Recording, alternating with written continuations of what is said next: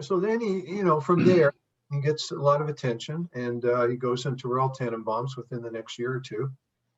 And that one I saw twice when it came out, and I did like it.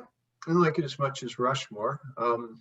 Another connection here. I don't know if you remember when I bought you and Jackie for your wedding. I bought you the DVD player, and I gave you that DVD. Oh yeah, that's what I watched it on recently. Yeah. I thought maybe Jackie bought that or something. No, I didn't think, remember buying it myself. So okay. Yeah, it was Criterion, and I don't know how new. I think Criterion might have been relatively new at the time, like maybe within the last 5 years or something.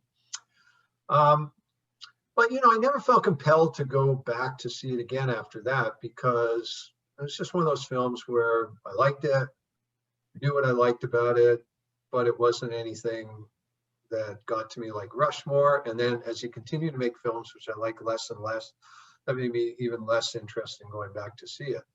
But knowing we were talking, I watched it again last night, and I was surprised how well it held up for me. Now, I'd be interested to hear what you say, because you said that it actually went down in your estimation. For me, the thing that surprised me was everything that I knew I liked about it was still as good as ever, which was the use of music, and we'll get into that in more detail in a second. Bill Murray's, not Bill Murray. Gene Hackman. Gene Hackman's performance. Murray's okay in it. I guess he's playing Oliver Sacks. Gene Hackman's performance, which I just love, and just a good overall feeling. But the thing that surprised me was, again, those pockets of genuine feeling in it. And what really jumped out at me this time was the Ben Stiller character, where I spent most of the film watching it thinking, well, I like most of these characters. I'm not sure about Gwyneth Paltrow, who I now realize is, kind of a gloss on Sylvia Plath.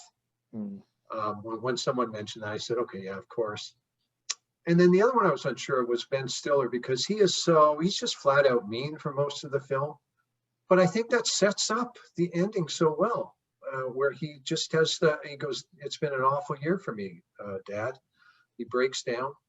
I found that very moving. And then when just the way they introduced, after all his fakery about having cancer, that when he does die, Gene Hackman, there's Ben Stiller riding in the ambulance with him, and watching him with his kids on the back of the, doing the garbage truck again.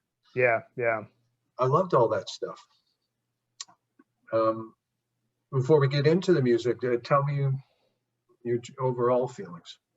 Well, I remember like I said, the first time I saw Rushmore, I was a little bit dazed, and I just didn't totally know what to think. And Tenenbaums, for some reason, the first time I saw it, I absolutely loved it.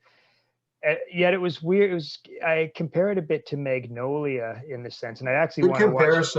I want to watch Magnolia again sometime soon, maybe, but not the film itself, but kind of that in relation to Rushmore and Magnolia. Yeah, exactly. In relation to Would Be Nights. That's what it is. Not the actual type. It's not the same style of movie or anything, but also similar in that they sort of provoked a similar response to me, or evoked a similar response in that I kind of really was swept up in both movies. Yet there was always a kind of a voice in my head that sort of thought, this might not last. Like, there's something, I know it's so super stylized and I can see the flaws in it, but I'm just enjoying it enough anyway. And especially Magnolia. I think I felt blown away the first time I saw Magnolia, but then even the second time I was a little bit like, okay, I'm starting to see where some of this is a little bit over the top, and it's almost like you're swept away, but you can kind of see yourself being swept away too. There's a little bit of distance there. I found watching Royal Tenenbaums about a week ago, it really, some of what I didn't care for back then really sort of came to the fore this time. I still enjoyed it. Conceivably, I might even watch it again at some future point. But I just found, for me, I found this time I found too many of the characters just seemed like they didn't really know what to do with their costumes or something. Like they just had these particular looks, and it just they didn't really seem to gel into really interesting people all that often. Like I'm trying to think, like I thought Owen Wilson was pretty funny. Luke Wilson, I mean, he has this big moment in the bathroom, and I found that fairly moving. And I've actually found the Luke Wilson character kind of moving. I thought it evolved well. I think maybe for the first half of it, I wasn't crazy about him. Gwyneth Paltrow, same sort of thing. I mean, but she has moments. Yeah. And Ben Stiller, I mean, I think you say that the early stuff was kind of a good setup for where he gets to, but maybe there's just too much of that. I love Ben Stiller's kids. Yeah, they're funny. They're great in it. And Gene Hackman, I think, is fantastic. Yeah. Yeah, there's just something about it, but like, I thought the music was like the 3 or 4 music scenes I really loved were easily the best part of the movie for me. There was something else. That's true of me too. There's something else. I might have written it down. I'll take a look at some notes while you're talking, but there's something else in particular that just kind of got under my skin a little bit. But I think your point that you made early on is very true about at least these 2 Wes Anderson films, is it's almost like the quirkiness and the stylization and the bold colors, and I call them costumes or outfits. Like they really, everyone has a very definite look. It's kind of like the thing that lures you in, but there is something going on underneath. And ultimately I did get that from Tenenbaums too, but maybe it just like took a much longer route to get there. Yeah, I don't know. No, like I could see that. I found myself very fidgety for the first hour of it or something. And like Gwyneth Paltrow, I mean, I'll just jump into one music bit. Like These Days scene. Okay. I remember the first 2 times I saw that, I was just so floored by the use of the Nico song. This time, I don't know what it was. I just felt like, okay, it's more sort of frowny Gwyneth Paltrow. I mean, it is a touching scene in a way, but I don't know. I laughed. The These Days thing made me laugh last night, because I don't know if this ever happens to you watching a movie and you think, wow, it's like the director knows me and he wants to push all my buttons. So I'm thinking, Wes Anderson's sitting there thinking, we're going to get Phil here. We're going to make it just like Scorsese, but we're going to use Nico's These Days. We're going to have the slow motion, everything. He'll love it. That was my introduction to the song, by the way. Before my first viewing of Tenenbaums, I didn't know wow. the song, so. Okay, I've had Chelsea Girls for a long time. Okay. I wanted to add to the performances. I really liked both Angelica Houston and Danny Glover. I meant to check Angelica Houston because her filmography. I don't know if there's any other film that I really like her in. She's an accomplished actress. I didn't get anything out of The Grifters. I think she's in Prizzi's Honor. I'm not sure, but she's had some famous films. I can't think what they are, but she's never really registered with me. But I found her moving in this film, and Danny Glover, I thought, was I guess he's most famous for the Die Hard films. I don't know if he's ever done anything that's meant anything to me, but I thought he was very good.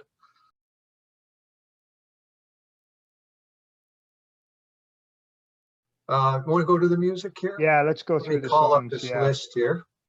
So right off the bat, I was thinking last night, just to show how well Wes Anderson can use pop music when he wants to. When the Tenenbaum children get introduced, the whole opening, I'm sure you noticed they're using that Muzak version of Hey Jude. And even there, he does something, though even if you've heard Hey Jude 10 zillion times, which everybody has, and you hate the song, the one moment that you might still like is where it switches into the na-na-nas. Right. It rises up, and then that starts in the even with this Muzak version, he timed that really well. Right when the na-na-nas, the bird gets released. That's true. That's true. Wow, that he can do something with that song. Then Look at Me, John Lennon. When Chaz moves in, it didn't really mean anything to me in the film, I gotta say. That's a nice song. Is that from Imagine or Plastic Ono? I honestly don't know. One of those two. I think maybe from Imagine. It's a really nice song, actually. I think it would probably be Imagine. I don't own Imagine. I think it's Imagine. I don't know that album as well either, but okay. And then Vince Guaraldi, and I was conscious of it, so it must have been used pretty well. He uses Christmas Time Is Here when Margot moves back into the Tenenbaum household. Right. Then you got These Days. which I think it got so not popular, but it was such a big deal at the time. It even ended up in a Zeller's commercial or something, if I remember correctly. Wow. Did you notice Police and Thieves? Yeah. Yeah. I forget how it was used, though. I do. Song playing in car with Ellie and Margot. He tells her Richie is in love with her. I noticed it. I think it was the background and pretty low. brief. Yeah. Yeah. Not one of my favorite Clash songs either, really, but I like it a lot. I like the original too. Then there, I went on. I said there were two instrumentals or a couple of instrumentals that really caught my attention. So one of them must be Wigwam, Johnny Cash with Bob Dylan. Oh, that's Bob Dylan. Yeah, that's from the movie turned me on to that. Yeah, I think it's Self-Portrait. And I'll just say quickly, when I first saw the movie, I might have caught the music, but I didn't know what it was. On the soundtrack, I used to play cuts from the soundtrack quite a bit at HMV because I think I was still a VJ then. And I remember thinking, oh, there's a Bob Dylan was in Royal Tenenbaums. And I started playing that song and I really grew to like the song. And then I did notice it the next time I saw the film, and I noticed it this time. It's a really weird, it's got to be one of Bob Dylan's kind of weirder. I mean, I don't know that Self-Portrait era at all. So maybe there's tons of weird stuff like that, but it's just bizarre. It sounds like something you'd hear in a spaghetti Western or something. And it's got this really distant sort of production to it or something. So it can't be an instrumental though, right? If Johnny Cash. I don't think it's all, no, I don't think it's all instrumental. I think it's got lyrics, but you know what it actually sounds like? Like an Italian wedding song or something. Yeah. It's just like a sing-along almost. Like listen to it after at some point, and it's a very strange song. In the film, it says it's the scene where Henry sort of broaches proposal, and Angelica Houston tells him that she hasn't slept with anybody in 18 years. Right. Anyway, I think it made an impression on me. Then the Eric Satie music when Richie visits Eli, that I noticed that. So that's the second film along with Going Down the Road that uses that. I'll bet you that's in dozens of films. Then Emmett Rhodes, and Emmett Rhodes is a guy who was in the merry-go-round and just died a few months ago. There's somebody on the message board that's crazy about him, put like about 100 posts when he died. And then the song I picked for the book, I just think it's amazing. Me and Julio down by the schoolyard, their day of. Yeah. I love the way the whole thing's set up, where Hackman says something like, "You gotta." I quote it in the book. Should grab it. Let me grab it. It's worth quoting. Yeah. The thing about got to mix it up or something. Is it that quote? Like that. Yeah, he has it. I don't even know. I think he's met the grandsons at that point because he goes. Remember, he hangs around. They're doing something, and he talks to them through the fence. Yeah, I think he's already met them. But is that the same scene where he says, "Was he talking to them?" He says, "Yeah, I'm really sorry about your mother. She was a very attractive woman." I think so. Oh, their conversation. That line killed me. She was a very attractive woman. I know their conversation at the fence kills me because the kids, they're so deadpan. They say, "Okay, okay." Yeah. Here's the quote. You can't raise boys to be scared of life. You got to brew some recklessness into them. Yeah. And she doesn't want him to, but I don't know. She doesn't say no. And the next thing, he's getting them out of school. And I think the scene, consciously or unconsciously, refers back to this scene in Breakfast at Tiffany's where it's the one time that George Peppard and Audrey Hepburn, their relationship becomes sexual. They spend the day, though. It starts with them. I can't remember who suggests this, but one of them says to the other, "Let's take turns doing stuff we've never done before." And they do stuff like they go to the library. She's never been in the library. She's never signed a book out of the library. They do other crazy stuff, and they even overlap at one point where they go into a Five and Dime and steal something. They do that in both films. So everything they do in that sequence, I love the song. I've always loved that song. Yeah. And I think I loved it more than ever when it turned up in Tenenbaums. What's some of the stuff they do? Riding. It starts. Oh, they go into the pool. They're running, and they go. runs out the diving board. Yeah. And, They yeah, throw water balloons or eggs at a water car or balloons. something. Or yeah. That's right. And the car stops, and then they Yeah. start taking off, and they steal something, and Yeah. topped off by riding on the back of the garbage truck. Yeah. Yeah. That's so great. I mean, Oh yeah, and they even like run across the makes me want road to have and grandchildren. dodging cars, running across the Dodging road. And cars. the one kid almost Think about there's where it's only in a movie. He literally puts their lives Yeah. at risk. Oh yeah. Come on, we'll run out into traffic. Yeah, Yeah. sure. It's so great. And Gene Hackman, his whole screen persona, this was the greatest role for him, because I mentioned it in the entry. He always, when Gene Hackman's on at his best, he always, and put aside the conversation because that was so unusual for him, he's always got this kind of mischievous grin on his face. And you would swear, I might find out if you read up on it, maybe they had someone else in mind for that role. Maybe I feel that role was written for Gene Hackman. I don't know. You just can't have a better Gene Hackman role. Yeah. So that seemed like the obvious choice for me. Without it, I would have picked These Days, and let me get this there. This was the big surprise for me. There was a third music thing I just absolutely loved. Oh, After Me and Julio, this was interesting. They used Billy from Pat Garrett and Billy the Kid, its main title. Oh, that I didn't catch. I don't know the song. We were talking about it recently, Scott. This is what's so weird. It was used in Jesus' Son. Both those films are 1999. I was wrong, by the way. Royal Tenenbaums is 99. Rushmore is 98, I think.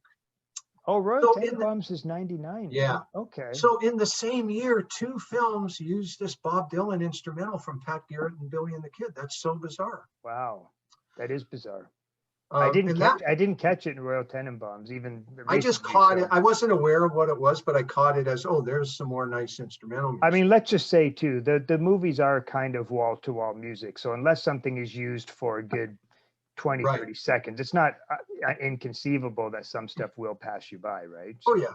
And by the way, I think he uses These Days for just the right amount of time. Maybe you didn't feel that way this time, but you get enough of it. You get, 30 to 45 seconds if you had kept the song going. I was feeling during Royal Tenenbaums, actually, and this just came back to me now, is that I was thinking at one point it was verging on there being too much pop music in the movie for me. And I can't remember at what point I thought that, but there was a certain point where it's like, okay, like you're very good at this, but you're just overdoing it or something. I can't remember when. And normally I want as much as you can, but you sort of realize it's better when it's just well placed. And there was a little bit of a throw everything at the wall with the music. I think a lot of people experience that with Goodfellas and Casino, right? Sure. Too much. Casino for sure, definitely. Casino, yeah.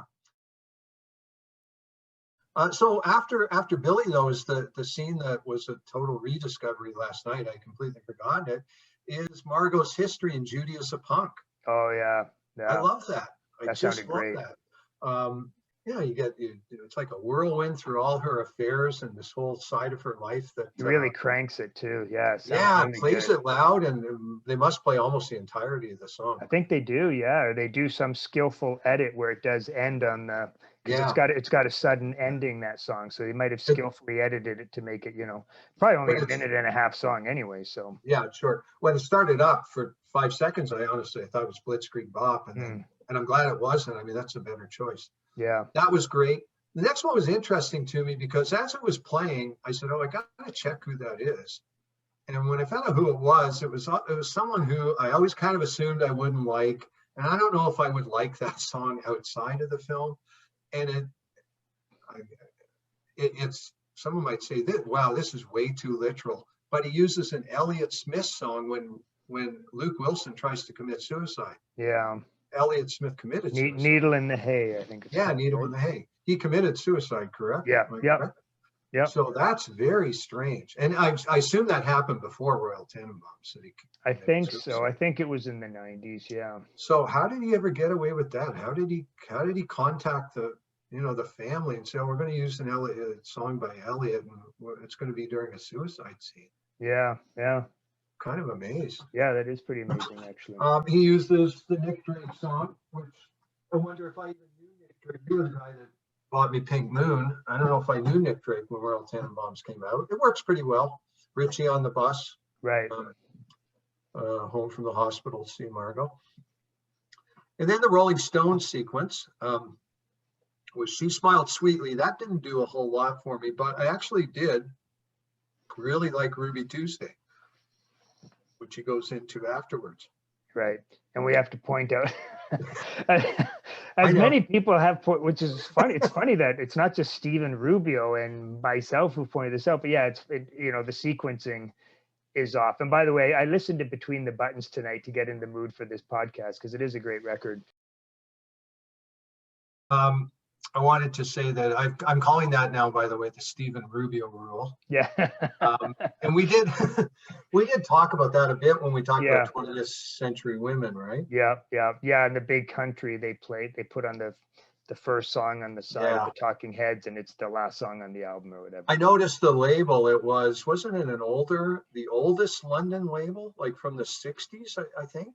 I think so. I think it was was it the maroon? Was it a maroon color even? I think so, which was kind of strange because the film is set.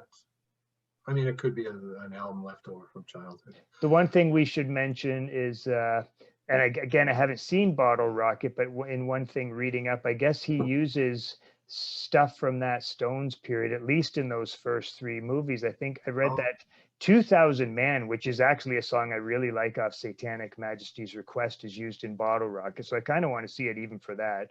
Of course, I Am Waiting is Aftermath, and then She Smiled Sweetly. So I'll have to, I think I have the DVD of Bottle Rocket, or I might actually have a VHS. I'll have to give that a look. After that, Stephanie Says, which is pretty well. I forgot about that one, yeah.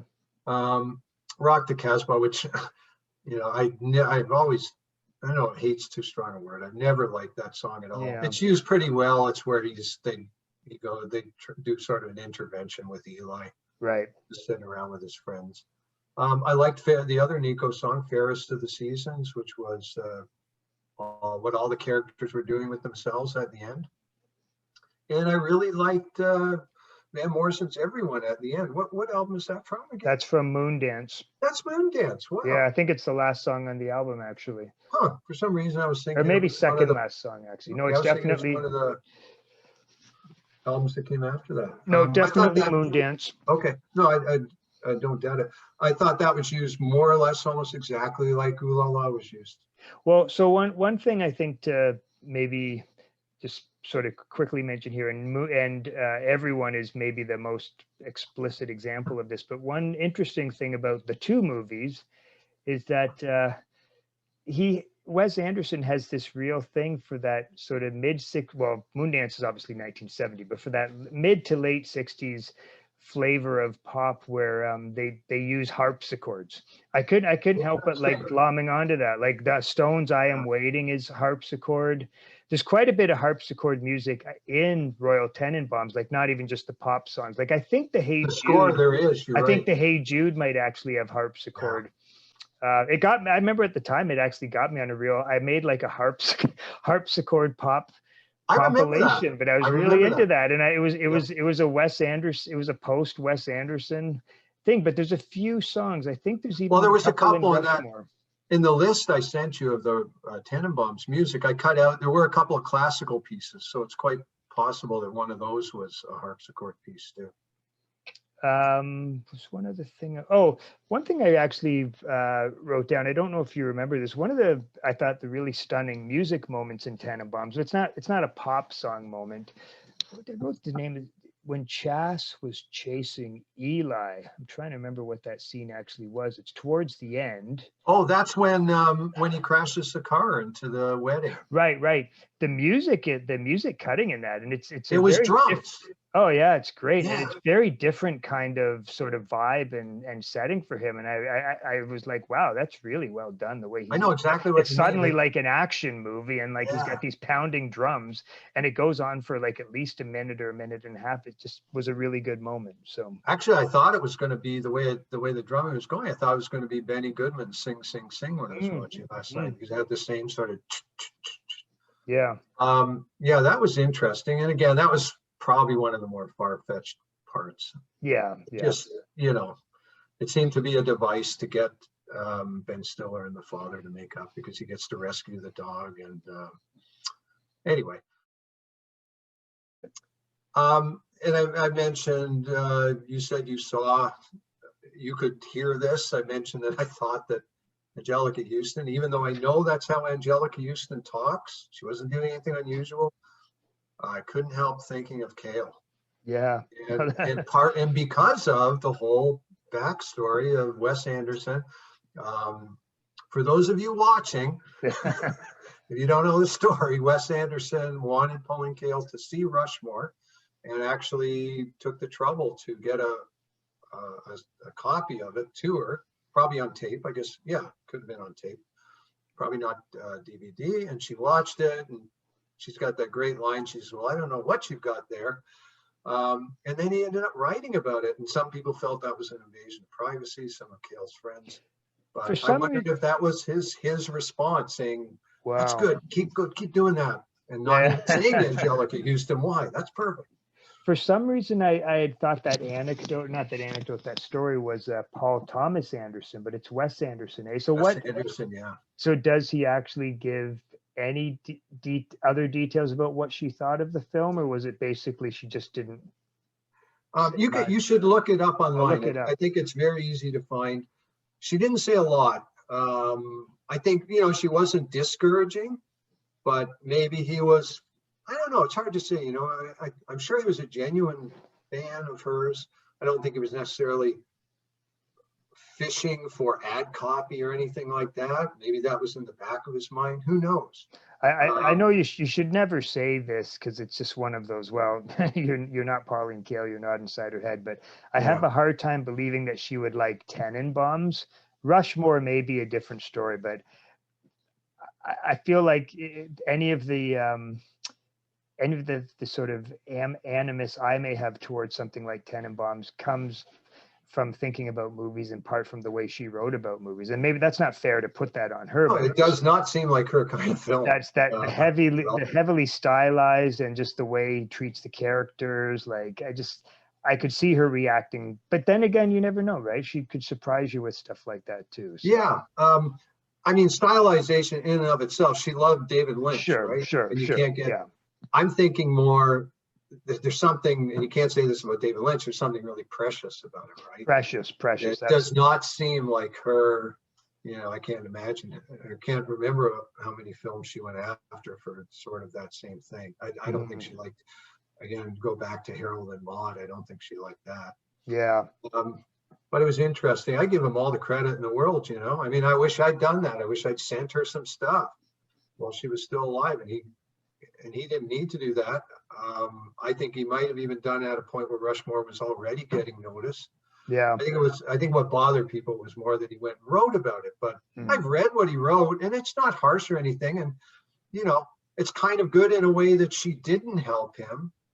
And I don't think he was doing it out of revenge. He was just sort of amused by the whole thing. Yeah. I don't see any ethical issues with that, but I'll have to read the piece. I mean, I think he wrote it for the Times, actually. I mean, she's a public figure.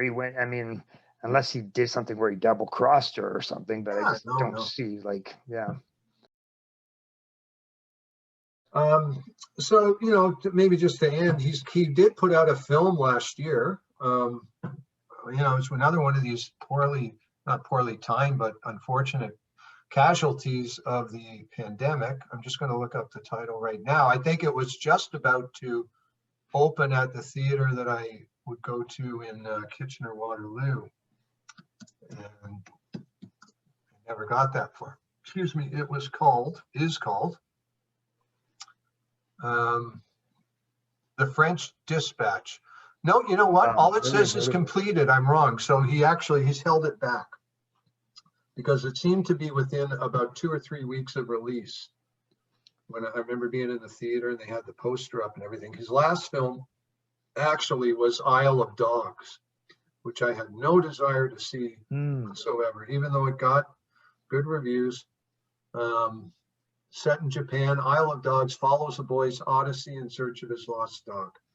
And it seemed to be it's not animated, it's some kind of weird stop action or something. you know. Wow. I Yeah, haven't even heard of it. I shouldn't make these judgments, but Wow. when he makes animated films and films like that, and I think about Rushmore, I just think, why are you doing that? But then they could be great. And if Grand Budapest Hotel is the other alternative, go ahead and make animated films. Yeah. Yeah. I don't know. I mean, it seems like similar to pop music, probably a lot, if not the majority of directors tend to do their best work the first few tries, right? And then it's just, I More hate and to more, say I'm it's coming to believe inevitable, that. but Yeah, and there are obviously a lot of exceptions, and yeah. and you can adjust your reaction to stuff to give a little more leeway maybe to certain, Well, I but think really, certain kinds of directors are very suited to making later in life films. Somebody like right, Bergman, right. Ingmar Bergman, Fanny and Alexander is this sort of grand summary.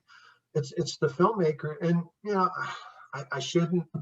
I so many people like later Scorsese. You could say that The Irishman is that kind of film too, and that he's suited to it. So I won't say him, but a filmmaker like Paul Thomas Anderson, I think, or Wes Anderson, or for me, Scorsese, where their early Yeah, films or De Palma are just so filled with energy in that. vitality. Yeah, vitality and just the moment, youth, and Spielberg and Sugarland Express. Um, I don't know if they ever catch up to their work. Yeah, it's Altman, I just add Altman, his last film, Prairie Home Companion. It had a very nice kind of, I'm going to be dying soon, and this is the film I want to leave behind. That worked for him. It's just totally subjective call.